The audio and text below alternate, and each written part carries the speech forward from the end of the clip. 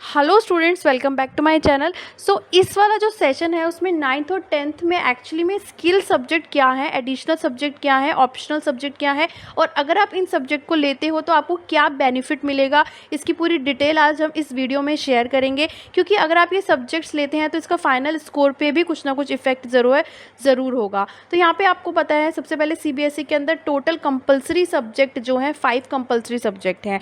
Skill subject, optional subject, additional subject को हटाकर जो कंपलसरी सब्जेक्ट हैं वो टोटल 5 हैं, जो कि हर स्टूडेंट को लेने पड़ेंगे। ये सारे सब्जेक्ट जो है मेन सब्जेक्ट है और इन सब में पास होना भी आपका कंपलसरी है। सब्जेक्ट 1 जो होता है वो लैंग्वेज 1 है। या तो आप लैंग्वेज 1 में हिंदी चूज़ कर सकते हो या फिर इंग्लिश चूज़ कर सकते हो। सपोज़ आपने लैंग्वेज 1 अगर हिंदी चूज़ किया है तो लैंग्वेज 2 आपको इंग्लिश ही चूज़ करना पड़ेगा, और अगर आपने लैंग्वेज 1 इंग्लिश चूज़ किया है तो लैंग्वेज 2 आपको हिंदी चूज़ करना पड़ेगा। अब नेक्स्ट आते हैं सब्जेक्ट नंबर 3 पर, मैथमेटिक्स के, जिसमें स्टैंडर्ड मैथमेटिक्स है और बेसिक मैथमेटिक्स है। अगर आपका मैथ्स अच्छा है और अगर आप आगे मैथ्स में अपना फ्यूचर बनाना चाहते हैं तो आप स्टैंडर्ड मैथ ले सकते हैं। अगर आपका मैथ्स थोड़ा ज़्यादा अच्छा नहीं है तो आप बेसिक मैथ्स ले सकते हैं। Subject 4 is the science which is compulsory and subject 5 is the social science which is again compulsory subject. तो ये 5 सब्जेक्ट हैं जो कि कंपलसरी सब्जेक्ट हैं। इसके अलावा एक चीज़ और है, हिंदी का जो कोर्स है वो कोर्स ए है और कोर्स बी है। तो हिंदी जब आप चूज़ करेंगे लैंग्वेज 1 की तरह तो या तो आप हिंदी कोर्स ए चूज़ करें या फिर हिंदी कोर्स बी चूज़ करें।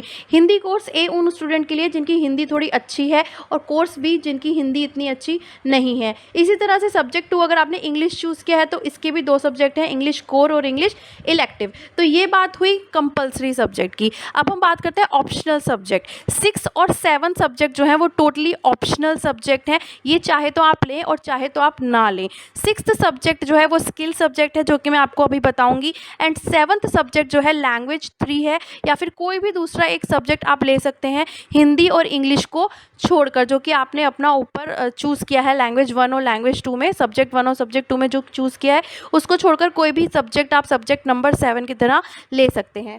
इंटरनल असेसमेंट वाले सब्जेक्ट कौन से होते हैं? इंटरनल असेसमेंट वो होते हैं जो कि स्कूल लेवल पर आपका असेसमेंट किया जाता है, आपके टीचर आपका असेसमेंट करते हैं, वो ही आपको मार्क्स देंगे। तो सब्जेक्ट 8 और 9 is the internal assessment subject, जो कि आर्ट एजुकेशन है और फिजिकल हेल्थ एजुकेशन है। आपके स्कूल में आपके टीचर्स होंगे आर्ट एजुकेशन के और फिजिकल हेल्थ एजुकेशन के, जिसके मार्क्स उन्हीं पर डिपेंड करते हैं। तो बेसिकली इंटरनल असेसमेंट आर दो subject whose assessment is done at the school level, और जो स्कूल वाली टीचर ही आपको देंगी। तो यहाँ पे हमने बात करी है टोटल 9 सब्जेक्ट की, जिसमें से 5 कंपलसरी सब्जेक्ट हैं, 6 जो है सब्जेक्ट वो स्किल सब्जेक्ट है। जैसे फॉर एग्जांपल मैं यहाँ आपको लिस्ट दिखाती हूँ कि आप कौन से स्किल सब्जेक्ट ले सकते हैं। ये टोटली आपके ऊपर है कि आप लो या फिर आप ना लो। मोस्ट ऑफ द स्टूडेंट 402 लेते हैं, इंफॉर्मेशन टेक्नोलॉजी जो है कोड, वो स्किल सब्जेक्ट लेते हैं। तो आप कोई भी ऑप्शन जो है अपने लिए चूज़ कर सकते हैं।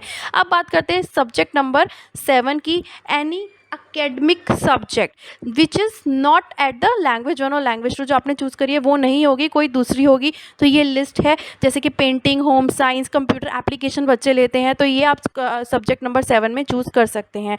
यहाँ पे एक चीज़ और है जो कि इंपॉर्टेंट है, अगर आपने computer application, information technology, artificial intelligence, media, ये सब जो सब्जेक्ट हैं उनको एक साथ नहीं ले सकते। या तो आप कंप्यूटर एप्लीकेशन चूज़ करें या फिर इंफॉर्मेशन टेक्नोलॉजी चूज़ करें या फिर आर्टिफिशियल इंटेलिजेंस या फिर मीडिया, इन सब में से कोई एक ही सब्जेक्ट आप चूज़ कर सकते हैं। अब बात करते हैं बेनिफिट्स की, कि अगर आप इन एडिशनल सब्जेक्ट को चूज़ करते हैं तो उनके क्या बेनिफिट हैं।